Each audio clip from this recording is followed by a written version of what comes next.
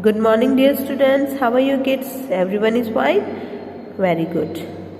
So, kids, along with your exams, your online classes, your studies will also run as well. So, today I am taking Hindi subject, Swar Kshitij. Open your book, Swar Kshitij, page number 30. Okay. Then mention date here. D-A-T-E date. What is the date today? D-A-T-E date.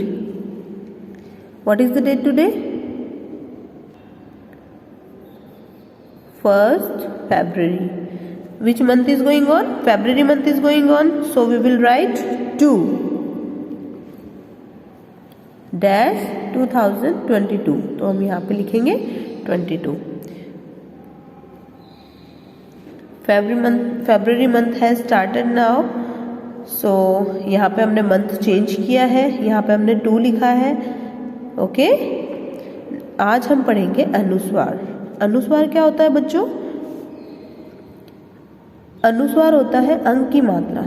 अनुस्वार, इसको हम अंक की मात्रा अनुस्वार बोलते हैं.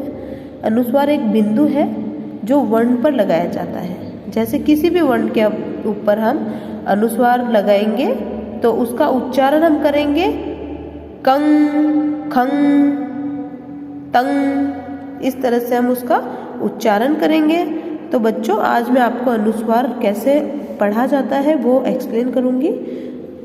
Look at your book. अनुस्वार एक बिंदु है. इस तरह का बिंदु है अनुस्वार जो किसी भी वर्ण पे लगाया जाता है और इसका उच्चारण भी हम करेंगे. जैसे श पे लगा तो शंख. तो किसका, इसका जो उच्चारण है वो नासिका से होता है. नासिका मीन्स नाक से होता है. तो इसका उच्चारण हम नासिका द्वारा करते हैं. जैसे अंग, अंग में साउंड किसका आ रहा है, उच्चारण किसका हो रहा है? आधे न का. राइट. तो यहाँ पे हमने पढ़ा है श पे अनुस्वार लगा तो क्या बन गया? शंख. तो क्या शब्द बना? शंख. नेक्स्ट चित्र देखिए. किसका चित्र है? पतंग का. और यहाँ पे हमने इसको कैसे लिखा है, कैसे लिखा है बुक में? प त के अनुस्वार लग गया तो त क्या बन गया? तंग. घ प तंग, पतंग. तो बच्चों, आपको ये चीज ध्यान में रखनी है कि किसी भी वर्ण के ऊपर लगेगा तो उसका उच्चारण हम नासिका से करेंगे. पतंग, जैसे मैंने किया है पतंग. तो इस तरह से पतंग. क मंग, क मन ड ल. तो क्या शब्द बन गया? पूरा कमंडल. इसी तरह आप देखेंगे अनुस्वार की ध्वनि वाले शब्द. अब हम क्या पढ़ेंगे? अनुस्वार की ध्वनि वाले शब्द पढ़ेंगे. ढ पे बिंदी लगी है, इसको क्या बोलते हैं? अनुस्वार. और इसको कैसे उच्चारण करेंगे हम? ढंग. इसी तरह स पे अनुस्वार लग गया तो संग, अंग, जंग. गंदा, चंदा, मंदा और फंदा. तो इस तरह से आपको समझ में आ रहा है कि हम नासिका द्वारा इसका उच्चारण कर रहे हैं. दंगा, चंगा, पंजा, गंजा. दंगा, चंगा, पंजा और गंजा. ठंडा, ठंडा, झंडा, झंडा, डंडा, डंडा, अंडा, अंडा. कंगन, चंदन, वंदन, नंदन. रंग, बदरंग. अनुस्वार किस पे लग रहा है? र पे लग रहा है. इसलिए हमने र पे किसका साउंड लिया है? रंग. अंग का उच्चारण किया है. नवरंग, समंदर, चुकंदर. समझ में आया बच्चों? इसी तरह पढ़िए और बोलिए. अब हम ये पढ़ेंगे. मंगल बेला थी, सब और सुगंध फैली थी. मंद मंद हवा चल रही थी. मंदिर के अंदर घंटा बजा. कंचन ने पूजा की, चंदन लगाया, पंडित जी ने शंख बजाया और गंगा जल छिड़का। तो इसमें जो ये पिंक डॉट जो है ना, ये अनुस्वार है और इसका उच्चारण हम उसी तरह करेंगे। घंटा, मंद मंद, अंदर, चंदन, गंगा जल, मंदिर, है ना। तो बच्चों आपको समझ में आ गया। अब इसको आप रीड करेंगे घर पे। और अब अभ्यास कार्य पे आइए। अब हम इसका अभ्यास कार्य भी करेंगे। यहाँ पे आप CW मेंशन कीजिए, मेंशन CW हियर। चित्र पहचानिए और जहाँ आवश्यक हो अनुस्वार इस तरह से हमें लगाना है, लगाकर उनके नाम लिखिए। तो जैसे ये चित्र दिया हुआ है, किसका चित्र है? पंख। और यहाँ पे क्या लिखा हुआ है? इसमें अनुस्वार नहीं दिया हुआ है, यहाँ पे लिखा हुआ है पख। और इसको हमने शुद्ध करके लिखा, अनुस्वार लगा के लिखा, तो कैसे लिखा? पंख। इसी तरह ये क्या है? अंगूर। और यहाँ पे क्या लिखा हुआ है? अगूर। तो अगूर तो होता ही नहीं है, अगूर में अनुस्वार लगाएंगे, अ पे अनुस्वार लगाएंगे तो बनेगा अंगूर। तो सही शब्द क्या हो गया? अंगूर। अंगूर, अंगूर। तो अ पे हम क्या लगा देंगे बच्चों? अ पे हम अनुस्वार लगा देंगे, तो क्या बन गया? अंगूर। कमंडल, कमंडल लिख रखा, लेकिन ये क्या है? कमंडल।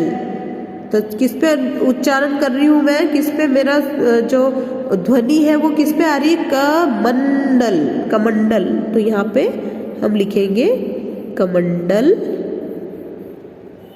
तो म पे हम अनुस्वार लगाएंगे। किस पे लगाएंगे बच्चों? म पे, कमंडल। नेक्स्ट, अनुस्वार लगाकर शब्दों को पुनः लिखिए। जैसे इनमें अनुस्वार नहीं लग रहे हैं ना, वैसे ही इनमें अनुस्वार नहीं लग रहे हैं और हमें अनुस्वार लगाकर सही शब्द बनाना है। जैसे सग, तो सग का क्या हो जाएगा? संग। वदन, वदन का क्या हो जाएगा? वंदन। तो किस पे लगा है अनुस्वार? वन, वह पे लगा है वन, वह पे उच्चारण हो रहा है। उच्चारण पे अगर आप ध्यान देंगे तो आपको समझ में आ जाएगा कि किस पे मात्रा लग रही है, अनुस्वार किस पे लग रहा है। घंटा घर, तो गन, तो किस पे लग रहा है? घंटा घर। तो किस पे लग रहा है अनुस्वार? ग पे, है ना। अब आपको ये होमवर्क में करना है, आप ये होमवर्क में करेंगे। मेंशन होमवर्क हियर, ये आपका होमवर्क है, ये आप खुद अपने आप से करेंगे। जंग, नंदन, गंगा जल। Okay, now look here. रंगीन अक्षरों पर उचित स्थान पर अनुस्वार लगाकर बनने वाले शब्दों को लिखिए। वश, तो यहाँ पे किस पे लगी है अनुस्वार? व पे, वंश। इसी तरह पतंग, तो यहाँ पे हम लिखेंगे पतंग, पतंग, पतंग। तो त पे आ रहा है अनुस्वार, तो इस पे हम लिखेंगे। अब ये आपको दोनों होमवर्क में करने हैं, जब तक आप नहीं करेंगे आपको समझ में नहीं आएगा। So do it in your homework. Next, चित्र देखकर वाक्य पूरे कीजिए। अब आपको क्या करना है? चित्र देखना है और आपको क्या है? वाक्य वो पूरा करना है। यहाँ हेल्पिंग बॉक्स दिया हुआ है, कंगन, घंटा, मंदिर, हंस। तो आपको पहले वाक्य को पढ़ना है। जैसे मंदिर के अंदर, ये क्या है? घंटा। तो यहाँ पे है घंटा बज रहा है, तो यहाँ पे हम लिखेंगे घंटा। मंदिर के अंदर क्या बज रहा है? घंटा। क्या बजता है मंदिर में? हम मंदिर जाते हैं तो बैल बजाते हैं ना, घंटा बजाते हैं ना। तो यहाँ पे लिखा है मंदिर के अंदर घंटा बज रहा था। यह, अब ये देखो, ये किसका चित्र है? कंगन। यहाँ पे लिखा है कंगन, तो यह कंगन सोने का है। किसका कंगन है? सोने का। तो यहाँ पे हम लिखेंगे कंगन।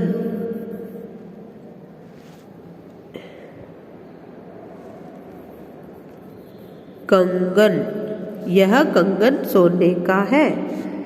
कौवा चला, अब ये किसका चित्र है? इसमें देखिए हंस, तो ये क्या है? हंस है। तो यहाँ पे हम क्या लिखेंगे? हंस। ये एक हंस, कौवा चला हंस की चाल। कौवा किसकी चाल चला? हंस की। तो यहाँ पे हमने क्या लिखा? हंस। इसी तरह पूजा का स्थान है तो ये क्या है? मंदिर। यहाँ पे मंदिर कहाँ लिखा हुआ है? ये लिखा हुआ है, तो यहाँ पे हम लिखेंगे मंदिर पूजा का। तब अनुस्वार किस पे लग रहा है? म पे। मंदिर पूजा का स्थान है। तो बच्चों अंडरस्टूड? आपको समझ में आ गई मात्रा अनुसार? तो पेज नंबर 30 एंड 31 आपको ये रीडिंग करनी है और इसका आपको वर्क करना है। SW में करेंगे, अच्छे से रीड करेंगे।